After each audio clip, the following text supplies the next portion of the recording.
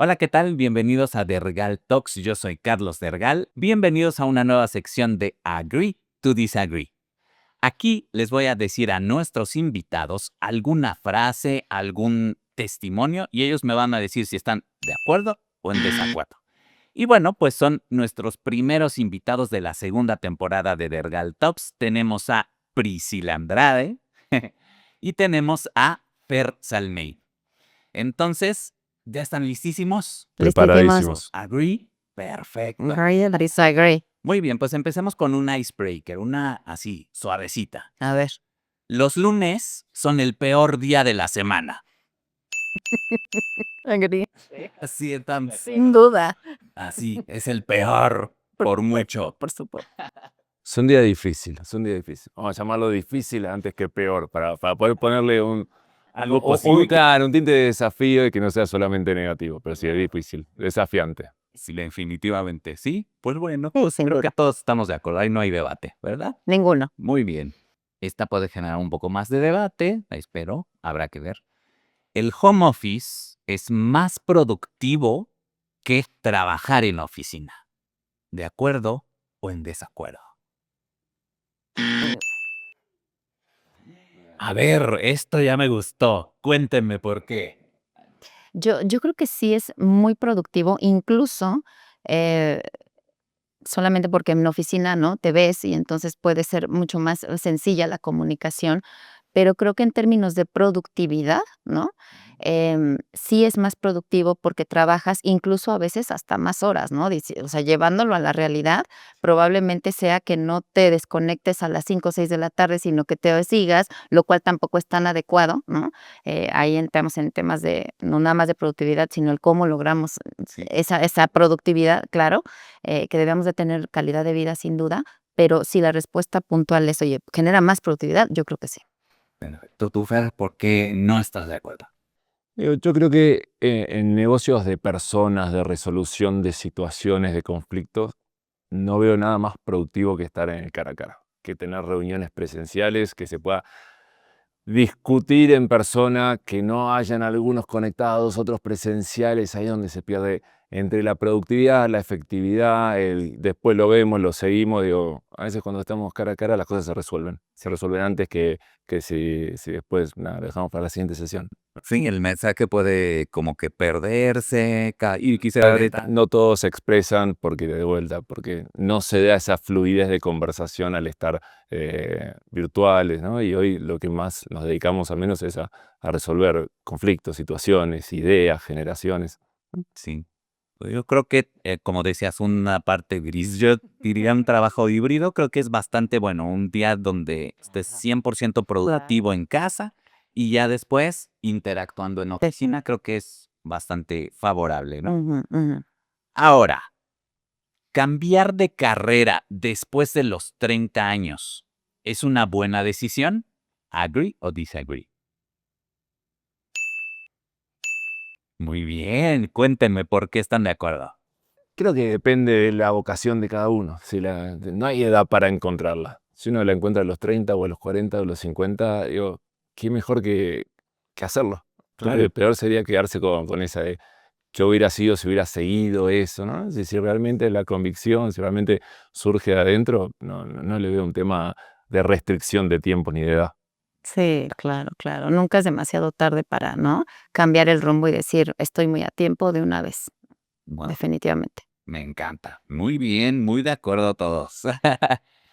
Cuéntenme, estamos en un momento justo que hablábamos de trabajo remoto y demás.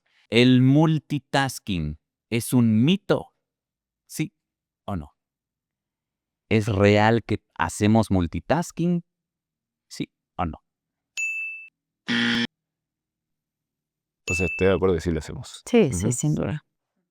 Estoy de acuerdo que lo hacemos, estoy de acuerdo que no es productivo, pero sí que hoy tenemos muchas ventanas de la computadora abierta o muchas ventanas de nuestra cabeza abierta en diferentes temas que no sería lo ideal, que estaría bueno que podamos enfocarnos un poco más, pero sí, el multitasking, hoy atendemos muchos teléfonos a la vez. Sí. Claro que existe y creo que también el no poner freno, ¿no? Nos lleva a la conclusión o no de ciertos objetivos, el desenfoque, ¿no? El no estar enfocado en una sola tarea para terminarla, concluirla, creo que es un riesgo también, ¿no? Yo no soy fan del multitasking, la verdad es que nunca lo he sido.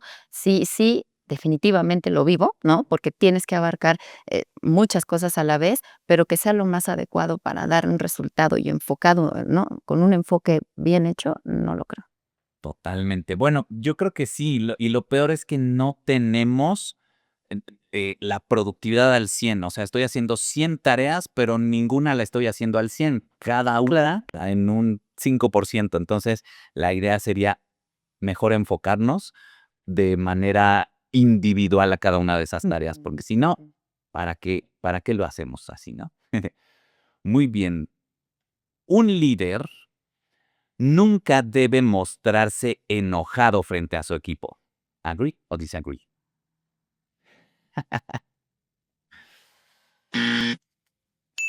Ah, caray, los dos. A ver, ¿por qué? Cuéntame por qué de acuerdo. Yo no creo que enojado esté mal, o sea, más bien creo que sí hay que mostrarse, con cierta firmeza, ¿no?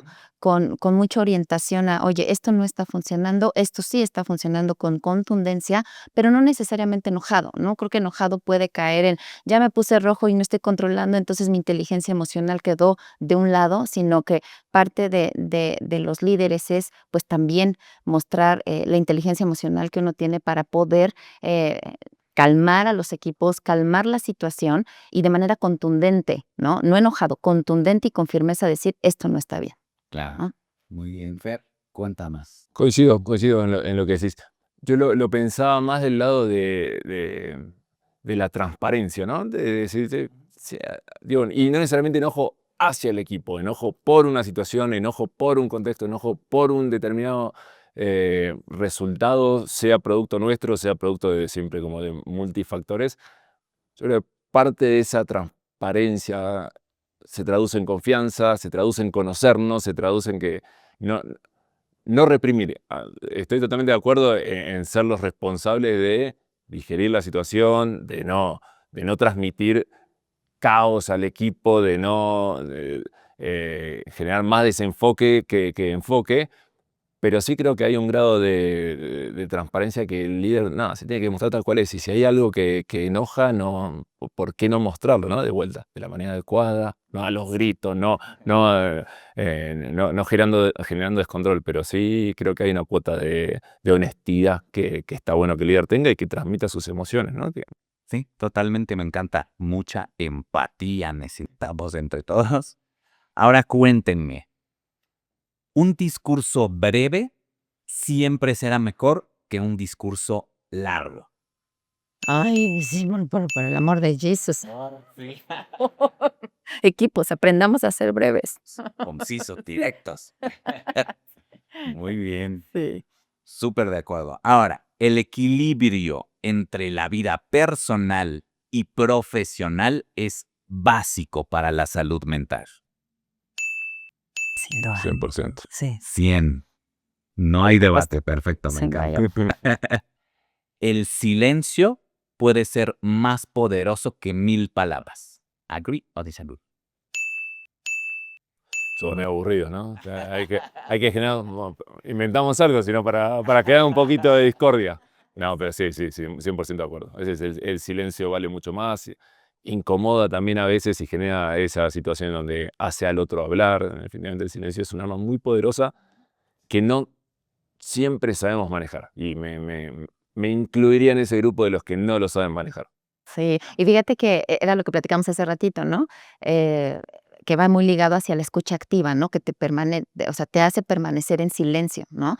Que es ese silencio sabio en el que te ayuda a entender todo el contexto, saber qué cuestionar, cuándo cuestionarlo, y no solamente, hablar por hablar, ¿no? Cuando a veces, creo que muchos caemos en, es que lo que yo tengo que decir es más importante que lo que tú tienes que decir, por eso entonces te estoy interrumpiendo, ¿no? El silencio creo que es muy poderoso. 100%. Me encanta. Y una para cerrar. Un líder no nace, se hace. ¿De acuerdo o en desacuerdo? Muy bien. ¿Por qué? Cuéntenme, ¿por qué creen que se hace un líder?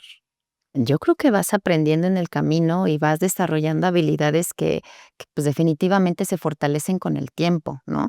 Mm. Que nunca dejas de aprender y que ese crecimiento te ayuda a poder manejar situaciones difíciles, a manejar equipos grandes, a poder inspirar, ¿no? A poder transmitir una meta para lograr el resultado. O sea, yo sí creo que un líder se hace y además se fortalece, ¿no? Se fortalece con ciertas habilidades que hay que desarrollar con el tiempo, Me definitivamente. encanta, muy bien, Fer.